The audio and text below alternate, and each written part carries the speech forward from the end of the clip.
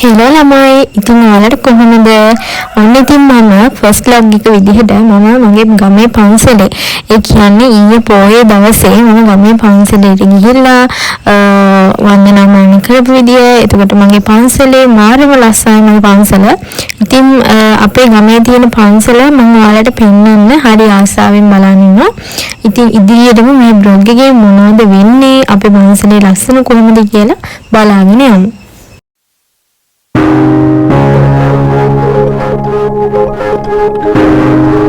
හරි ඉතින් ඔයාලට පේන්නදී මම මෙතන චුට්ටක් zoom කරලා පෙන්නනවා. ඒ තමයි ගලපිටගල පන්සල. අපේ පන්සලේ නම තමයි ගලපිටගල පන්සල. ඉතින් ගලපිටගල පන්සල කියලා මේ පන්සල කියන්නේ මේ ගලක් උඩ තමයි පන්සල පිහිටලා තියෙන්නේ. ඒ කියන්නේ ගල් කන්දක් වගේ තියෙන්නේ. ගල් කන්දේ උඩ චෛත්‍යයක් හදලා එතනත් පන්සලේ කොටසක්ම තමයි. ඊට අමතරව පල්ලෙහා කොටසේ විහාරයේ චෛත්‍ය බණමඩුව ආවාසගේ මේ කියන හැමදේම තියෙනවා. ඉතින් දැන් අපි අද යන්නේ මේ ගලපිටගල උඩ. ඒ කියන්නේ ගලපිටගල පන්සල බලන්න. මේ තියෙන්නේ ඉතින් ඔන්න විහාරයේ. මේ තියෙන විහාරයේ ඉතින් තාම සංස්කරණය කියන්නේ සංස්කරණය කරගෙන යන්නේ පන්සල.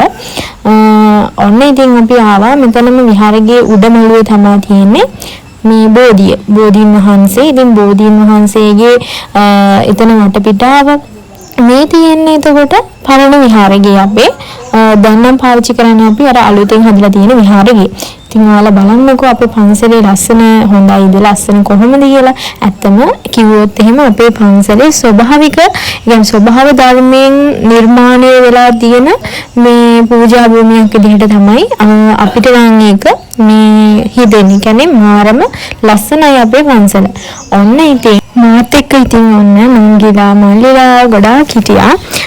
ඊයේ පන්සලේ ගොඩක් සෙනග අඩුයි. ඒ කියන්නේ ගොඩාක්ම සෙනග අපේ පන්සලට එන්නේ කියන්නේ වෙසක් පොසොන් පොයවල් වලට තමයි. ඉතින් ඔන්න දැන් නගින්න යන්නේ අපි මේ ගලපිටගල උඩට. ඉතින් අපි බලමු කොහොමද පරිසරයේ සුන්දරත්වය කොහොමද මේ පරිසරයේ සුන්දරත්වයත් එක්ක ගලපිටගල පන්සල නිර්මාණය වෙලා තියෙන්නේ කියලා.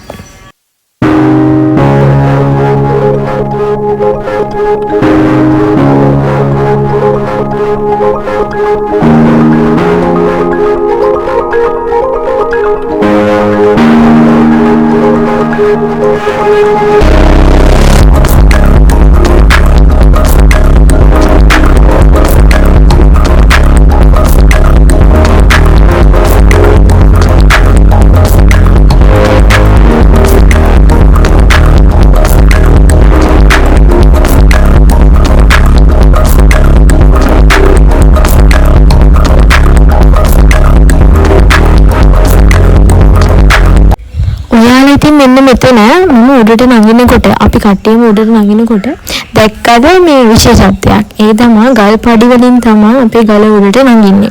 ගල් පඩි තමයි හැදිලා තියෙන්නේ. කියන්නේ අපි හදපු මේ පඩි නැහැ. ගල් වලින්ම නිර්මාණය වෙච්ච පඩි තමයි උඩට නගින්න තියෙන්නේ. ඔන්න ඉතින් අපි ගලපිටගල උඩට නැංගා. බලන්නකෝ ඉතින් දැන් ඉස්සරහට මේක ලස්සන කොහමද කියලා ඇත්තට මෙතන ගිහුවාම මනස මාරම විදියට නිදහස් වෙනවා. ඔන්න බලන්නකෝ ඉතින් මේ තියෙන්නේ ඉතින් ගලපිටගල උඩට නැංගහම තියෙන පරිසරය වටේම පේනවා. මෙතෙන්ට මිහින්තලේ චෛත්‍යයක් පේනවා. මිහින්තලේ ඔයාලා ගිහින්නත් ඇති සමහර විට. මේ මිහින්තලේ චෛත්‍යයක් පේනවා. හැබැයි දැන් නම් මේ වෙලාවේ පේන්නේ මොකද? හවස නිසා නිකන් මේදුම වගේ වටේට විහිදලා තියෙන හින්දා මිහින්තලේ පන්සල පේන්නේ නැහැ. චෛත්‍ය පේන්නේ නැහැ.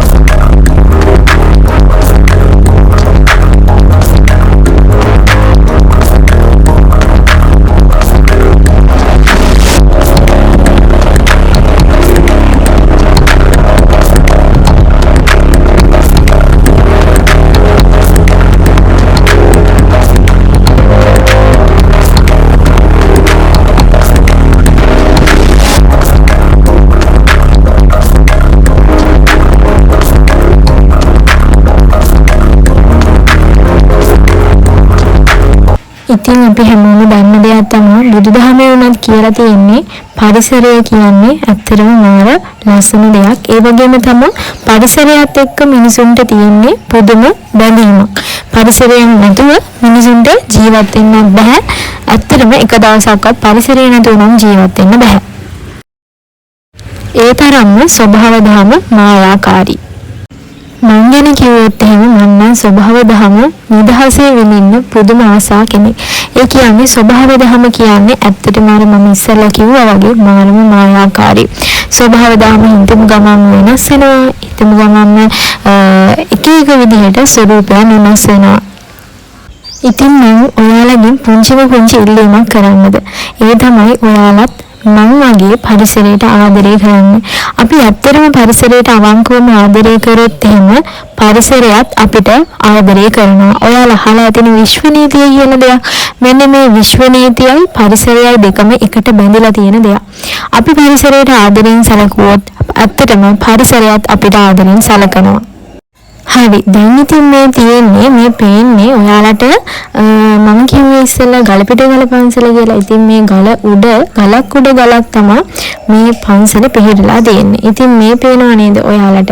මෙන්න මේ බුද්ධ ප්‍රතිමාව මෙතන ඉදි කරලා තියෙන්නේ මෙන්න මේ විදිහට. ඒ කියන්නේ ඔයාලා දන්නා ඇති අර නිකන් මුචලින්ද නාගදරණය පිහිටලා තියෙන්නේ අන්න ඒ විදිහට මේ ණයෙක් නාගරාජයෙක් කිව්වොත් හරි ඒ කෙනෙක්ගේ අර පෙනේක ස්වරූපයෙන් තමයි මේ විදිහට මෙතන පිහිටලා තියෙන්නේ.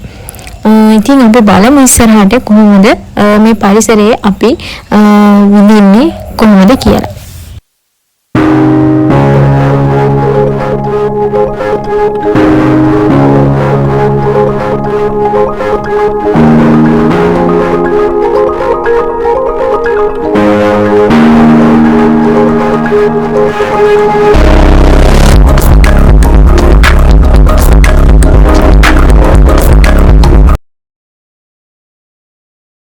ඔන්න ඔය විදිහට ඉතින් අපි ස්වභාව දහම් පරිසරයත් විඳලා ඊට පස්සේ අපි ගෙදරින් ගෙනාපු මල් පහන් පූජා කරලා බුදුන් වැඳා.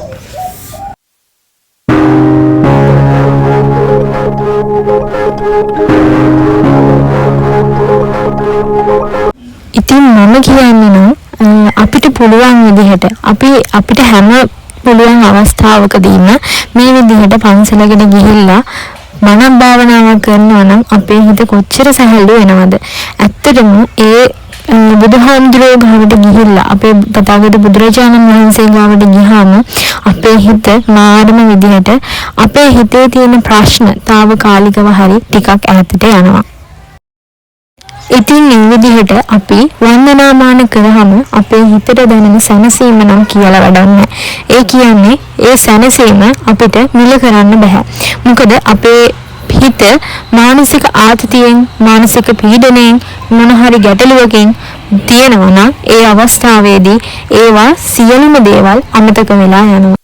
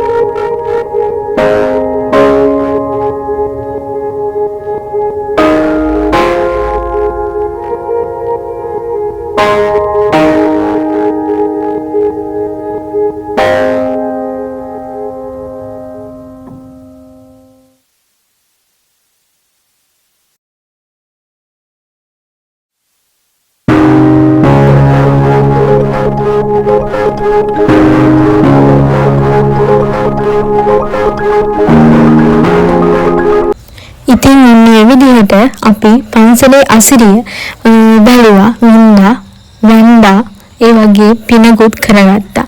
ඉතින් ඔයාලට මේ පේන විදිහට හවස හැන්දෑවේ ඉර බැහැගෙන යන විදිහ මාරම ලස්සනයි. ඉතින් ඒක ඇත්තටම දකිද්දී අපේ හිතට පුදුම සැනසීමක් දැනෙන්නේ. ස්වභාව ධර්ම කියන්නේ ඒ තරම් මායාකාරී දෙයක්. ඔන්න ඔය විදිහට ඉතින් අපි උඩ පන්සල වැඳලා, ඒ කියන්නේ අපේ ගලපිට ගල උඩ තියෙන පන්සල වැඳලා ඒ පාර අපි ආය පල්ලෙහාට බැස්සා. මොකද පල්ලෙහා තියෙන චෛත්‍ය රජාණන් වහන්සේ. ඔන්න ඉතින් අපි ඒ ලස්සනත් මෙහෙමම විඳලා ඉමු.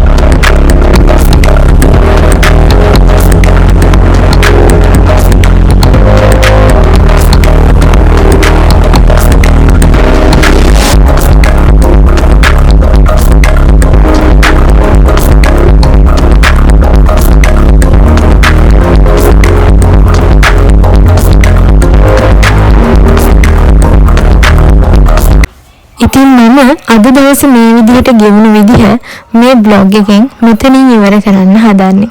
ඉතින් ඔයගොල්ලෝගෙන් තවත් පුංචි ඉල්ලීමක් තියෙනවා. ඒ තමයි මගේ channel එක subscribe කරන්න, like කරන්න, ඒ වගේම comment කරන්න, තවත් කෙනෙකුට, තවත් යාළුවෙකුට share කරන්න. මොකද මම අලුතෙන් තමයි මගේ YouTube channel එක පටන් ගත්තේ. ඉතින් මම ඔයගොල්ලන්ගේ සහයෝගය දිගටම බලාපොරොත්තු වෙනවා. ඉතින් තවත් දවසක අපි හමු වෙමු මේ විදිහට බ්ලොග් එකකින්. අනිවාර්යයෙන්ම මම ලස්සන බ්ලොග් එකක් ඔයාලා හැමෝටම අරගෙන එනවා. ඉතින් ඔයගොල්ලෝ හැමෝටම thank you.